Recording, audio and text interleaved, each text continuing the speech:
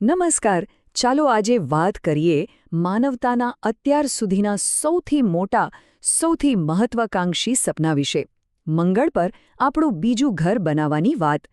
આ સફર કોઈ સાયન્સ ફિક્શન ફિલ્મથી ઓછી નથી, તો ચાલો આ રોમાંચક યાત્રા પર નીકળીએ. જુઓ, આ કોઈ શોખની વાત નથી, આ તો આપણા અસ્તિત્વનો સવાલ છે. વિચારો જરા, 6.5 કરોડ વર્ષ પહેલાં શું થયું હતું? એક એસ્ટેરોઇડ અને પૃથ્વી પરથી ડાયનાસોરનું નામો નિશાન મટી ગયું. જો આજે આવું કંઈક થાય તો? બસ એક જ ઝટકામાં બધું ખતમ. એટલા માટે એક જ ગ્રહ પર આપણી બધી આશાઓ બાંધી રાખવી એ ખરેખર ખૂબ જ મોટું જોખમ છે. પણ મનમાં સવાલ તો થાય જ નહીં કે આપણી પૃથ્વી આટલી સુંદર છે, આપણું ઘર છે, તો પછી આપણે એને છોડીને જવાની વાત જ કેમ કરી રહ્યા છીએ? સાચી વાત છે, પણ સવાલ એ છે કે શું આપણું આ ઘર હંમેશા સુરક્ષિત રહેશે? અને બસ આ જ એક સવાલ આપણને બ્રહ્માંડમાં બીજું સરનામું શોધવા માટે મજબૂર કરી રહ્યો છે.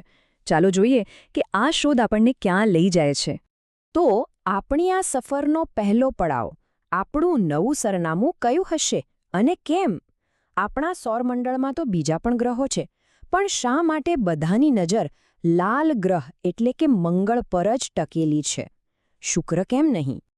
ચાલો આ સરખામણી પર એક નજર નાખીએ.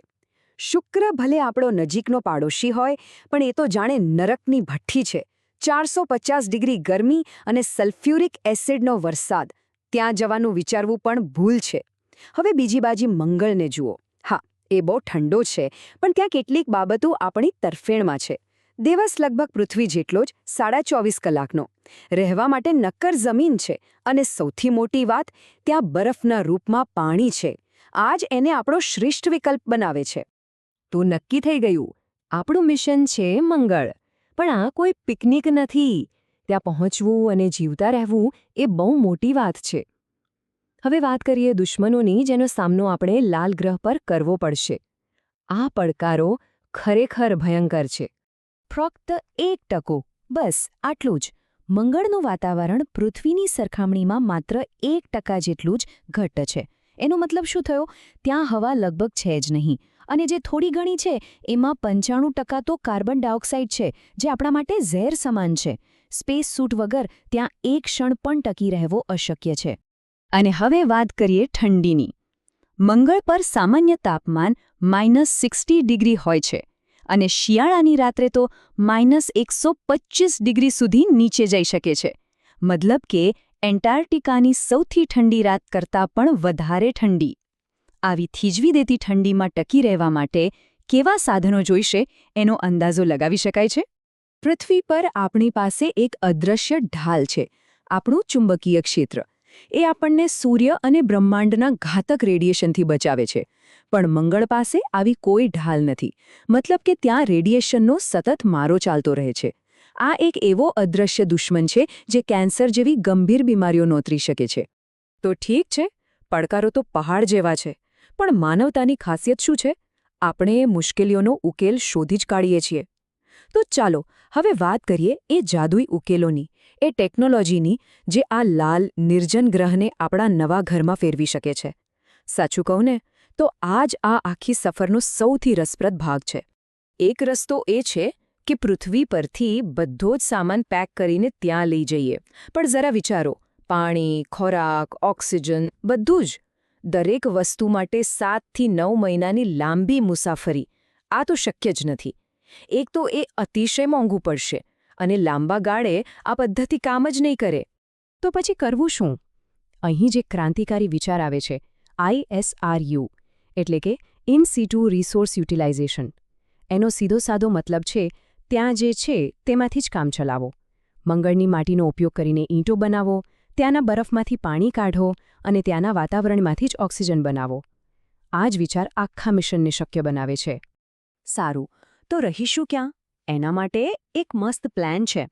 શરૂઆતમાં તો પૃથ્વી પરથી લઈ ગયેલા તૈયાર ઘર, એટલે કે મોડ્યુલ્સમાં રહેવાનું. પછી રેડિયેશનના ખતરાથી બચવા માટે જમીનની અંદર ભૂગર્ભ વસાહતો બનાવવી. અને ભવિષ્યમાં તો 3D પ્રિન્ટરનો ઉપયોગ કરીને મંગળની માટીમાંથી જ મોટી મોટી ઇમારતો છાપવાની. પાણી વગર તો કશું જ શક્ય નથી. અને સારી વાત એ છે કે મંગળ પર પાણીનો મોટો ખજાનો છુપાયેલો છે, બરફના રૂપમાં, જમીનની નીચે અને ધ્રુવો પર. તો પ્લાન એકદમ સીધો છે. બરફને ખોદીને કાઢો, એને ગરમ કરીને પાણી બનાવો, એને શુદ્ધ કરો અને બસ પીવા માટે, ખેતી માટે અને હા, પાણીમાંથી જ ઓક્સિજન બનાવવા માટે પણ આ જ પાણી કામ લાગશે. ખાવાનું શું? મંગળની માટીમાં તો ઝેરીલા રસાયણો છે, એટલે સીધી ખેતી તો ભૂલી જ જાઓ. પણ એનો પણ ઉપાય છે, હાઇડ્રોપોનિક્સ અને એરોપોનિક્સ.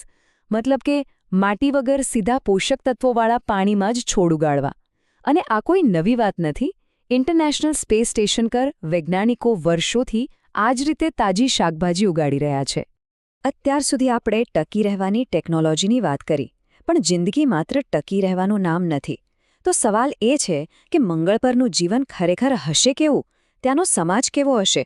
ચલો, હવે થોડી કલ્પના કરીએ. ઘરથી કરોડો કિલોમીટર દૂર એક નવી જ દુનિયામાં. કોણ જશે મંગળ પર? શું ફક્ત ટ્રેન્ડ અવકાશયાત્રીઓ? ના, બિલકુલ નહીં. એક નવો સમાજ બનાવવા માટે દરેકની જરૂર પડશે. વૈજ્ઞાનિકો અને એન્જિનિયરો તો જોઈશે જ, પણ સાથે સાથે ડોક્ટરો, ખેડૂતો, મિકેનિક્સ અને હા, કલાકારોની પણ જરૂર પડશે. કારણ કે સંસ્કૃતિ વગર સમાજ અધૂરો છે. આ ખરા અર્થમાં સમગ્ર માનવજાતનું મિશન હશે. અને રોજિંદા જીવનની એક વાસ્તવિકતા હશે, એકલતા. પૃથ્વી પર રહેલા પોતાનાઓ સાથે લાઈવ વાતચીત નહીં કરી શકાય. કારણ કે એક મેસેજને પહોંચતા જ 3 થી 22 મિનિટ લાગશે. વિચારો, કોઈ તાત્કાલિક સમાચાર આપવા હોય તો પણ રાહ જોવી પડશે. કોઈ લાઈવ વિડિયો કોલ નહીં, માત્ર મેસેજ અને રેકોર્ડેડ વિડિયો. ચાલો, એક મંગળવાસીનો દિવસ કેવો હશે એની કલ્પના કરીએ. સવારે ભૂગર્ભ ઘરમાં આંખ ખુલશે. બારીની બહાર નહીં, પણ એક મોટી સ્ક્રીન પર મંગળની લાલ સપાટી દેખાશે. નાસ્તામાં મંગળ પર જ ઉગાડેલા તાજા શાકભાજી હશે. પછી સ્પેસ સૂટ પહેરીને બહાર કામે જવાનું અને સાંજે બધા ભેગા મળીને કમ્યુનિટી સેન્ટરમાં સમય પસાર કરશે. આ કલ્પના કરતાં જ આખું ચિત્ર જીવંત થઈ જાય છે, નહીં? સારું, તો હવે જરા મોટી તસવીર જોઈએ. આ માત્ર એક ગ્રહ પર વસાહત બનાવવાની વાત નથી. આ તો માનવતાના ઇતિહાસનો એક નવો અધ્યાય લખવાની વાત છે. આના લાંબા ગાળે કેવા પરિણામો આવશે? ચાલો એના પર વિચાર કરીએ. તો આ બધું થશે ક્યારે? એક અંદાજ મુજબ 2030ના દાયકામાં મંગળ પર પહેલો માણસ પગ મૂકશે. 2040 સુધીમાં એક નાની રિસર્ચ પોસ્ટ બનશે.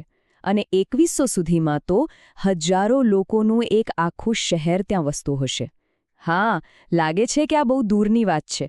પણ ટેકનોલોજી જે ઝડપે આગળ વધી રહી છે, એ જોતાં આ સપનું આપણામાંથી ઘણા લોકો પોતાની આંખે સાકાર થતું જોશે. પણ અહીં એક બહુ જ રોચક વાત છે.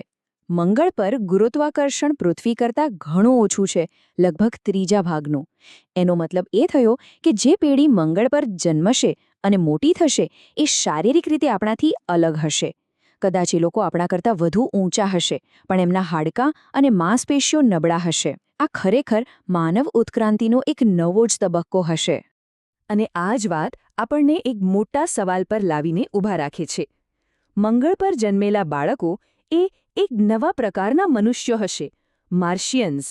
શું આપણે એમના માટે તૈયાર છીએ? આ સફર માત્ર રોકેટ અને ટેકનોલોજીની નથી, આ તો માનવતાના ભવિષ્યની છે. આ સાહસના પરિણામો આપણે આજે કલ્પી પણ નથી શકતા. સાચે જ, માનવતા એક નવા યુગના દરવાજે ઊભી છે.